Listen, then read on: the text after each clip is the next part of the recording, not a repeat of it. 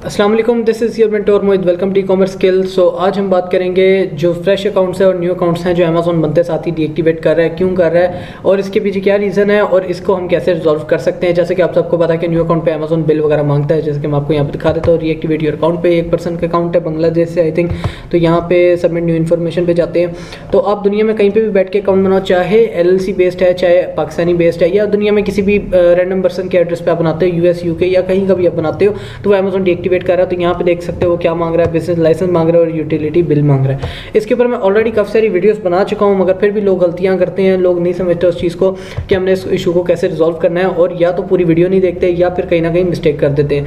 समय पहले हम इस चीज़ को समझ लेते हैं अमेज़ॉन डीएक्टिवेट क्यों कर रहा है अकाउंट। फर्स्टली अगर हम आए यहाँ पे परफॉर्मेंस के अंदर, ठीक है, तो परफॉर्मेंस के अंदर आते साथ ही हम देख लेते हैं यहाँ पे कि हमें 2 मेल्स रिसीव हुई हैं, एक 5 सितंबर और दूसरी 5 सितंबर, यानी कि 5-6 से पहले ही अकाउंट बना हुआ है। ठीक है, तो जैसे ही अकाउंट बना है और यहाँ पे बिजनेस लाइसेंस और वो बिल मांग रहा है। अब मैं आपको अगर इस पर्सन का बारे में बता दूं तो इनकी जो है LLC बनी हुई है। ठीक है, आपको अगर लीगल एंटिटी दिखा दो तो एड्रेस नहीं दिखा सकता मैं, तो यहाँ पे लीगल एंटिटी पे भी देख लो, ऑक्सीजन ORYXEN LLC के नाम से इनका अकाउंट बना हुआ है। लीगल एंटिटी ये तब आती है जब आपके पास जो है LLC बनी हुई होती है, तो आपको ये शो हो रही होती है। ठीक है, अब LLC के साथ उन्होंने ये सबमिट किया हुआ अकाउंट, ठीक है, अकाउंट बनाया हुआ है।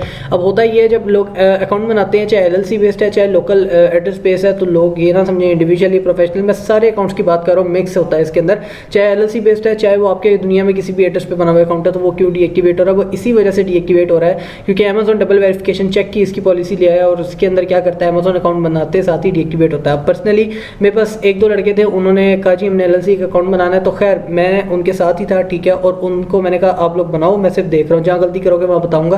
खैर उन्होंने अच्छा सीखा होता, अच्छा काम किया होता। नॉर्मल अकाउंट बनाना आसान होता है, LLC वाला थोड़ा सा डिफिकल्ट हो जाता है। लोग गलती करते हैं, पहली चीज़ में गलती ये करते हैं कि एक आपका सिटीजनशिप वो पूछता है और एक आपका रेजिडेंशियल एड्रेस पूछता है। रेजिडेंशियल एड्रेस के अंदर आपने वो डालना है, जैसे अभी आप पाकिस्तानी नेशनैलिटी होल्डर हो मगर आप रहे भी US के अंदर या UK या कहीं पर भी रह रहे हो, ठीक है, तो आपने वहाँ का एड्रेस डाल देना है। और आपका जो नेशनैलिटी वाला एड्रेस है जो आपके ID कार्ड पर होता है, वो आपका सिटीजनशिप वाला एड्रेस होता है, तो आपने वहाँ पर वो इंक्लूड कर देना है। ठीक है, तो ये हो गया क्लियर। ठीक है, इसके अलावा जो है अब अमेज़ॉन डबल वेरिफिकेशन चेक में इसलिए डाल देता है कि वो कहता है कि हमें अपनी आइडेंटिटी प्रूफ दो। ठीक है, उनको शो तो हो चुकी हुई ID कार्ड वगैरह, मगर प्रूफ मांगता है क्योंकि पाकिस्तानी ज़्यादातर ID कार्ड पे अकाउंट बना रहे होते हैं और वो जो है उर्दू में होता है, तो उसको ट्रांसलेट नहीं करता है अमेज़ॉन। इसके अलावा हमारे बड़े सारे ग्लिचेस होते हैं एड्रेसेस वगैरह में। अगर अकाउंट इन्फो पे जाके आप अपना नेम और एड्रेस इस पे जाके आप ओपन करो, आप चेक करो, तो आपके बहुत सारे जो है ना बीच में मसले होंगे, जैसे डॉट आ गया पीछे, स्टेटमेंट मैच नहीं हो रही थी चार्ज मेथड वगैरह से, तो इसके ऊपर बड़ा जो है रिस्ट्रिक्शन आती है इसके ऊपर। अमेज़ॉन इस चीज़ को वायलेट करता है। ठीक है, अमेज़ॉन कहता है कि आपने ये काम नहीं करना। तो समय पहले आपने क्या करना है, आपने जो है एक बिल अरेंज कर लेना है। ठीक है, वो आपसे बिल मांगता है और LLC मांगता है। फर्स्ट कर लो आपने LLC पे अकाउंट बनाया और ये इशू आ गया, LLC के सारे डॉक्यूमेंट्स अपलोड कर दो। ठीक है, इसके अलावा आपने चार्ज मेथड पे जो बैंक स्टेटमेंट लगी है ना, अब ये नहीं कि अकाउंट आपने 10 दिन पहले बनाया था तो कोई और बैंक था और अब कोई और है, तो आपने 10 दिन पहले वाली अपडेट जो है फाइल अपलोड की थी स्टेटमेंट की, वो आपने दे देनी। ऐसा नहीं है आपके जो इस वक्त, जैसे अब इस अकाउंट पर मैं आ जाता हूँ अकाउंट इन्फो के अंदर चार्ज मेथड पर, तो जो चार्ज मेथड यहाँ पे लगा हुआ है इस टाइम, ठीक है, वो आपने चार्ज मेथड लगा देना है। ठीक है, इसके अलावा जो है आपने उसको कुछ नहीं करना, आपने चार्ज मेथड लगा दिया। ठीक है, उसके बाद आपने चाहे आपका अभी पुराना बैंक लगा हुआ, आप उसको चेंज करके नया लगा दो जिसकी आपको स्टेटमेंट पता है कि उसका एड्रेस मैच होता है।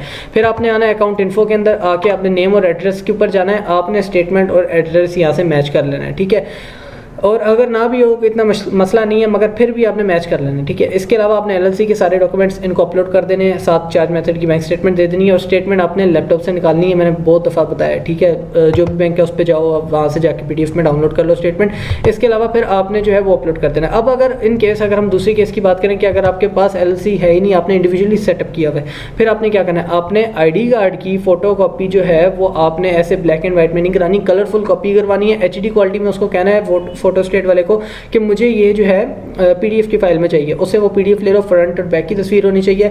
इसके अलावा बिल, अब मेन इंपॉर्टेंट है बिल लोग कहते हैं हमारे पास है नहीं, वो उसका भी मैंने तरीका बताया हुआ ऑलरेडी। इसके अलावा अगर जो है उस तरीके के अंदर मैंने बताया था कि किसी का भी बिल लेके उसको एडिट कर लो। ठीक है, उसको मैं थोड़ा एक्सप्लेन कर देता हूँ। आपने अपने किसी बड़े का बिल ले लो, ठीक है, अब बिल को एडिट नहीं करना, आपने सेलर सेंटर पे अकाउंट इन्फो पे आना है। ठीक है, अकाउंट इन्फो पे नेम और एड्रेस पे आके सिलेक्ट न्यू एड्रेस करना है, उसके ऊपर जो बिल के ऊपर same as it is address होगा वो आपने सेल सेंटर पे यहाँ पे आके चेंज करके सेव कर देना। 15 मिनट बाद वो अपडेट हो जाएगा। उसके कुछ देर बाद, घंटे बाद आप जो है बिल अपलोड कर देना चार्ज मेथड की बैंक स्टेटमेंट के साथ। तो 90% चांसेस हैं एक्सेप्ट होने के, ठीक है, क्योंकि हम बार बार ये काम कर चुके हैं तो हमें पता है 90% लोगों की चीज़ें एक्सेप्ट हो जाती हैं।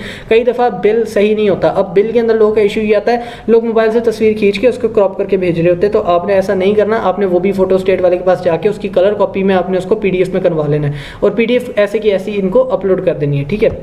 ये दो चीज़ें हो गई। इसके अलावा कि अगर आपके किसी का भी बिल नहीं है या आप रेंट आउट वाली जगह पे रह रहे हो, या कोशिश करो कि अगर किसी का बिल नहीं ऐसे जोड़ना तो आप अपने नाम पे एक बिल लगवा लो, ठीक है। बिल लगवा के साथ आप उसके जो है चार्ज मेथड वाली स्टेटमेंट दे दो और वो आपका अकाउंट वो भी 90% जो है रीएक्टिवेशन में चला जाएगा कि मे भी रीएक्टिवेट हो जाएगा, ठीक है। तो ये फैक्ट है। तो बाकी ये है कि अगर आपको इस तरह का इशू आता है तो आप उस चीज़ को पहले समझो कि आप लोगों को क्या इशू आ रहा है, फिर आप मुझे बताओ और कमेंट्स में अगर बताओगे तो मैं जल्दी रिप्लाई कर दिया करता हूँ कमेंट्स का, क्योंकि मैं जो है बाकी जो है वेबसाइट जैसे आपका इंस्टाग्राम है, व्हाट्सएप है, इस पर रिप्लाई करने में थोड़ा लेट हो जाता हूँ क्योंकि बहुत सारे मैसेजेस होते हैं इकट्ठे, तो रिप्लाई करना भी पॉसिबल नहीं होता। अब यहाँ पे आगे थोड़ी सी डिटेल पढ़ लेना कि नेम और एड्रेस मैच होना चाहिए, विजिबल होना चाहिए उसके ऊपर, ठीक है, और 90 डेज ओल्ड होना चाहिए। नो मैटर के महीने पहले वाला भी दे दो, कोई मसला नहीं है, ठीक है। इसके अलावा फुल पेज होना चाहिए, ठीक है, कोई कटाव नहीं होना चाहिए। यहाँ पर उसने लिखा हुआ है फुल पेज एंड ऑब्स्ट्रक्टेड, यानी कि आपका वो ख़राब नहीं होना चाहिए। बॉर्डर वगैरह कॉर्नर्स यहाँ पे उसने मेंशन किया हुआ कि वो ऐसे आगे पीछे नहीं होने चाहिए, जो लोग तस्वीर खींच के क्रॉप करके भेज देते हैं उनके लिए बात लिखी हुई है, ठीक है। और यहाँ पे हाई डेफिनेशन एंड भी क्लियर, ठीक है, यानी कि क्लियर भी हो, हाई डेफिनेशन हो, यानी कि HD में हो, कलर कॉपी में हो, ये ना हो ब्लैक एंड वाइट आप बिल अपलोड कर रहे हो इनको।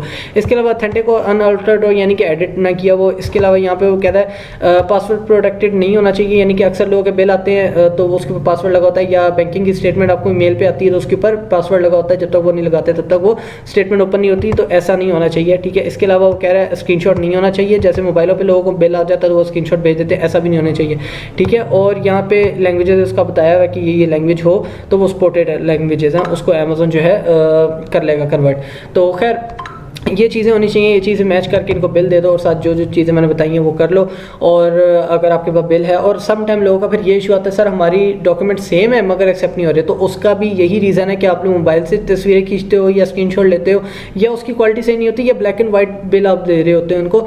तो मेरा हमेशा से मशवरा ये रहा है कि पाकिस्तानी जो PTCL का बिल है वो देना चाहिए, और अगर वो ना हो तो फिर आप इलेक्ट्रिसिटी गैस वाला की तरफ जा सकते हो। अगर PTCL के बाद रैंकिंग में देखें तो हम लोग यही कहते हैं कि भाई गैस का बिल दे दो, वो सब में बेस्ट है। तो ये चीज़ें हैं, अगर आप ये सारी चीज़ें फुलफिल कर रहे हो, उनकी फिर भी रिजेक्शन हो रही है, तो फिर आप एक दफ़ा अमेज़न को कॉल कर लो। वैसे ऐसा होता नहीं है पॉसिबल कि अगर आपकी रिजेक्शन हो रही है सेम चीज़ होने के बाद भी, ऐसा पॉसिबल ही नहीं होता क्योंकि वो एक्सेप्ट हो जाता है बिल। तो आप लोग ये मेथड ट्राई करो, और जो है मुझे फिर अगर आपका एक्सेप्ट हो जाता है तो आप कमेंट में भी बताओ, और वीडियो पसंद आए तो लाइक, कमेंट और शेयर ज़रूर करना, चैनल को सब्सक्राइब करना। इंशाल्लाह मिलते हैं नेक्स्ट वीडियो में। अल्लाह हाफिज़।